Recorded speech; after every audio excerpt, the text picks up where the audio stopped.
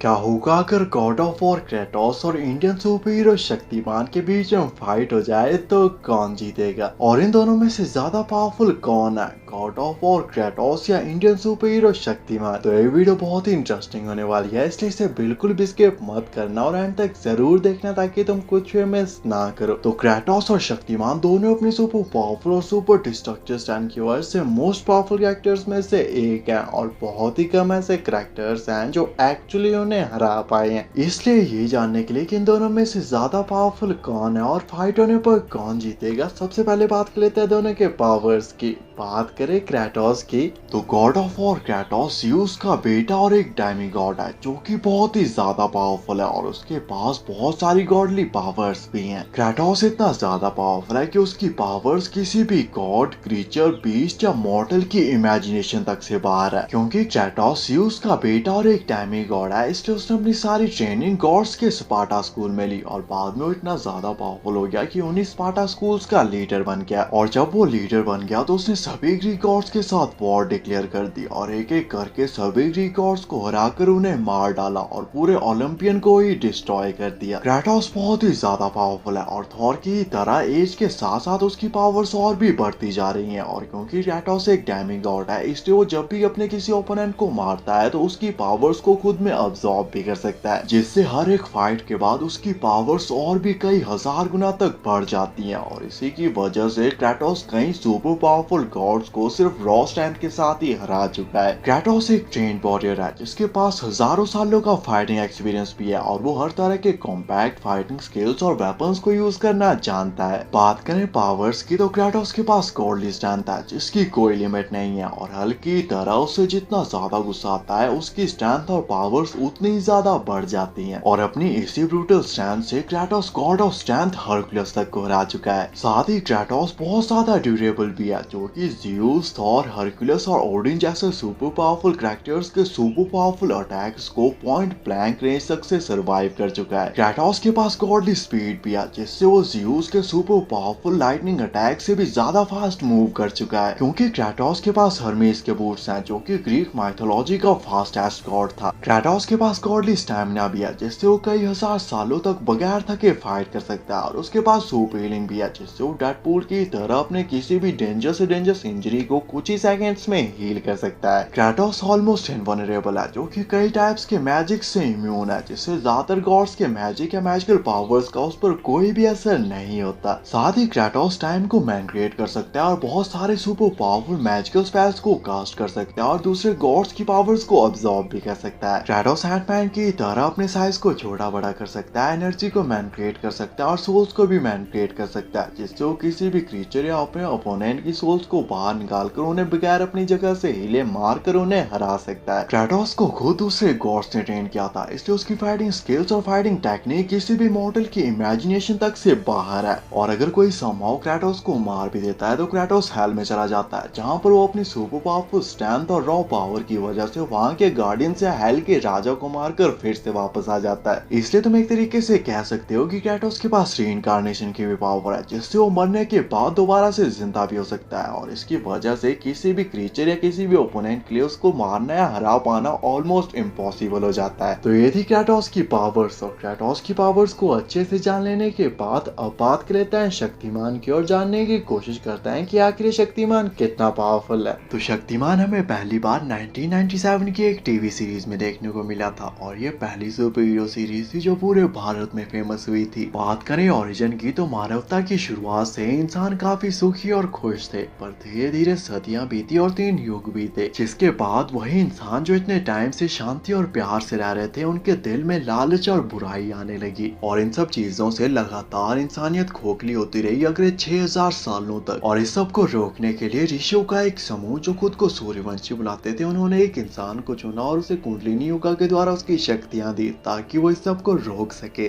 जिसमें उन्होंने कुंडलिनी योगा के द्वारा उसके शरीर के साथ चक्रों को जागृत करके उनकी पावर्स को यूज करना सिखाया, जिससे उसे सुपर पावरफुल और मैजिकल पावर्स मिली। और इन पावर्स पर फुल कंट्रोल पाने के लिए उसने एक यज्ञ के दौरान अपने शरीर को यज्ञ की अग्नि में समर्पित कर दिया और डेथ की जगह उसे मिला 5 लाइफ एलिमेंट्स पर फुल कंट्रोल और उसकी बॉडी 5 लाइफ एलिमेंट्स में ट्रांसफॉर्म हो गई, जिसके बाद उसने पूरी दुनिया से लालच और बुराई को खत्म करने की प्रतिज्ञा ली। और इसी दौरान उसके इन अच्छे कामों को देखते हुए एक रिपोर्टर जिसका नाम गीता विश्वास था, उसने उसका नाम शक्तिमान रखा। और बाद में हमें पता चलता है कि शक्तिमान एक्चुअली श्री सत्या का पुनर्जन्म है, जो कि महाभारत के टाइम में सूर्यवंशी का हिस्सा थे। और वो अपनी इस लाइफ में एक नॉर्मल फोटोग्राफर रिपोर्टर है जिसका नाम है पंडित गंगाधर विद्याधर मायाधर ओमकार नाथ शास्त्री। बात करें कुछ पावर्स की तो शक्तिमान के पास superman stand, speed, energy projection, energy manipulation, element manipulation, immortality, fly और ड्यूरेबिलिटी जैसी पावर्स हैं। शक्तिमान अपनी बॉडी को 5 life elements fire, air, earth, space और वाटर में ट्रांसफॉर्म कर सकता है और उसकी यही चीज उसे ऑलमोस्ट इमॉर्टल बना देती है, क्योंकि अगर कोई समहाउ फाइट के दौरान उसकी पूरी बॉडी को भी डिस्ट्रॉय कर देता है फिर भी शक्तिमान नहीं मरेगा, बल्कि 5 लाइफ एलिमेंट्स उसकी बॉडी को दोबारा से रिवाइव कर लेंगे। और जब तक उसके आसपास 5 लाइफ एलिमेंट्स में से एक एलिमेंट भी अवेलेबल है, शक्तिमान इमॉर्टल है और वो कभी नहीं मर सकता। और अगर शक्तिमान का कोई एनिमी उसे मारना चाहता है तो उसे पहले पूरे यूनिवर्स से इन 5 लाइफ एलिमेंट्स, फिर खुद की बॉडी और उसके बाद उसकी बॉडी को डिस्ट्रॉय करना होगा। पर अगर इस दौरान 5 लाइफ एलिमेंट्स में से एक एलिमेंट भी बच गया तो शक्तिमान दोबारा से रिबॉर्न हो जाएगा और शक्तिमान दोबारा से पूरे के पूरे यूनिवर्स को क्रिएट भी कर सकता है। शक्तिमान लाइट की स्पीड से ट्रैवल कर सकता है, स्पेस में विदाउट ऑक्सीजन सांस ले सकता है, डायमेंशंस के बीच में इजीली ट्रैवल कर सकता है और सुपरमैन की तरह अपनी आंखों से लेजर लाइट भी छोड़ सकता है। साथ ही उसके पास कॉस्मिक अवेयरनेस भी है जिससे उसे मल्टीवर्स से उसके यूनिवर्स में क्या चल रहा है सब कुछ पता होता है और उसकी यही सब चीजें उसे मार्वल और डीसी के कई सुपर हीरो से कई गुना ज्यादा पावरफुल बना देती हैं। तो ये थी शक्तिमान की पावर्स। और शक्तिमान और क्रेटोस की पावर्स को अच्छे से जान लेने के बाद अब बात कर लेते हैं फाइट कंपैरिजन की और जानने की कोशिश करते हैं कि इन दोनों में से ज्यादा पावरफुल कौन है और फाइट होने पर कौन जीतेगा। तो क्रेटोस ज़्यूस का बेटा और गॉड ऑफ वॉर्स है जो कि बहुत ही ज्यादा पावरफुल और स्ट्रॉन्ग है और वो अपनी स्ट्रेंथ से ओडिन, ज़्यूस और गॉड ऑफ स्ट्रेंथ हरक्यूलस तक को हरा चुका है। जबकि दूसरी तरफ शक्तिमान एक इंडियन सुपर हीरो है जो कि पहले एक नॉर्मल ह्यूमन बीइंग ही था जिसने कुंडलिनी योगा के द्वारा अपने शरीर के 7 चक्रों को जागृत किया है, जिससे उसे बहुत सारी सुपर नेचुरल और मैजिकल पावर्स मिली हैं। क्रेटोस अपनी फुल स्ट्रेंथ के साथ शक्तिमान पर अटैक करेगा, पर शक्तिमान बहुत ही ज्यादा ड्यूरेबल है और वो लाइट की स्पीड से ट्रैवल भी कर सकता है, इसलिए शक्तिमान क्रेटोस के किसी भी अटैक को इजीली डॉज या सर्वाइव कर सकता है। पर अगर समहाउ क्रेटोस अपने किसी सुपर पावरफुल अटैक से शक्तिमान की पूरी बॉडी तक को डिस्ट्रॉय कर देता है फिर भी शक्तिमान नहीं मरेगा, क्योंकि 5 लाइफ एलिमेंट्स उसकी बॉडी को दोबारा से रिवाइव कर लेंगे। और जब तक यूनिवर्स में 5 लाइफ एलिमेंट्स में से एक एलिमेंट भी अवेलेबल है, शक्तिमान इमॉर्टल है और क्रेटोस चाहे कितना ही पावरफुल क्यों ना हो, एटलीस्ट पूरे यूनिवर्स से 5 लाइफ एलिमेंट्स को तो डिस्ट्रॉय नहीं कर सकता, क्योंकि इसका मतलब होगा पूरे यूनिवर्स को डिस्ट्रॉय करना। जिसके बाद शक्तिमान अपनी फुल स्ट्रेंथ के साथ क्रेटोस पर अटैक करेगा, पर क्रेटोस एक गॉड है और वो बहुत ही ज्यादा स्ट्रॉन्ग और ड्यूरेबल है, इसलिए वो भी शक्तिमान के किसी भी अटैक को इजीली डॉज या सर्वाइव कर सकता है। पर अगर शक्तिमान भी समहाउ अपने किसी सुपर पावरफुल अटैक से क्रेटोस को मार डालता है फिर भी ये फाइट खत्म नहीं होगी, क्योंकि क्रेटोस के पास भी रीइंकार्नेशन की पावर है जिससे वो मरने के बाद दोबारा से फिर से जिंदा हो सकता है। इसलिए क्रेटोस भी शक्तिमान के किसी भी अटैक को इजीली डॉज या सर्वाइव कर सकता है और शक्तिमान के किसी भी अटैक का भी क्रेटोस पर कोई भी असर नहीं होगा। ये दोनों ही ना ही एक दूसरे को मार सकते हैं ना ही एक दूसरे को हरा सकते हैं, और क्योंकि ये दोनों ही इमॉर्टल हैं इसलिए पॉसिबल है कि ये फाइट लगातार इटर्निटी के लिए ऐसे ही चलती रहेगी जब तक इन दोनों में से कोई हार नहीं मान लेता या जिस प्लेनेट पे ये लड़ रहे हैं वो प्लेनेट पूरी तरह से डिस्ट्रॉय नहीं हो जाता। ये फाइट बहुत ही ज्यादा डिस्ट्रक्टिव, ब्रूटल और इंटरेस्टिंग होगी जो कि बहुत ही ज्यादा लंबी चलेगी, क्योंकि इन दोनों में से कोई भी इतनी आसानी से हार नहीं मानेगा और कई सालों तक ऐसे ही फाइट करता रहेगा। इसलिए इन दी एंड बात करें एंड रिजल्ट की तो ये फाइट लगातार ऐसे ही इटर्निटी के लिए चलती रहेगी जब तक इन दोनों में से कोई हार नहीं मान लेता, और फाइट का रिजल्ट डिपेंड करेगा कि पहले थकता कौन है। बाकी आपके हिसाब से इन दोनों में से पहले कौन थकेगा, कौन इस फाइट का एक अल्टीमेट विनर हो सकता है और इस फाइट की और क्या पॉसिबिलिटीज हो सकती हैं, कमेंट करके जरूर बताना। ऐसे अमेजिंग वीडियोस के लिए चैनल को सब्सक्राइब कर देना एंड थैंक्स फॉर वॉचिंग।